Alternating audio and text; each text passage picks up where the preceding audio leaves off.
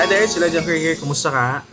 May nangamang nangyayari may nangamang nangyayari may nangamang nangyayari What? sa'yo na halos sabay-sabay dumarating yung problema. Yung gusto mo na lang huminga at mawala sa mundo.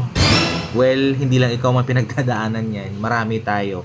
Pero gusto ko ipaalala sa'yo, no? Staying positive doesn't mean na you ignore problems. Ito, ibig sabihin lang po nito is you choose to believe that someday, better days will come. Ayan, huminga lang ng malalim. Kasi yun yung unang nakakapagpagaan sa atin. Then, say something good about yourself. Remind yourself na meron kang ginawang maganda. Siguro hindi yun ganun kadali, but I believe na nagba-validate siya kung ano mga nagawa mo before na alam mong nakakatulong sa'yo.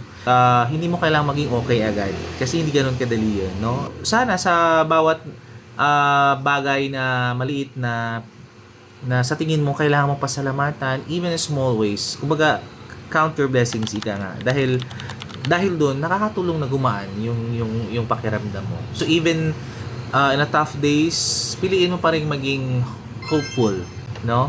Piliin mo pa rin maging magkaroon ng drive to try again. At syempre kasi minsan sa simpleng subukan naman natin ulit bukas, nakakapag-boost, no, ng ating isipan na makabangon ulit kahit anumang problema.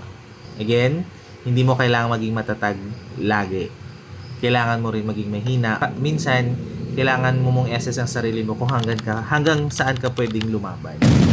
Okay? Be positive always, be nice always. God bless you at mag-ingat po tayo lagi.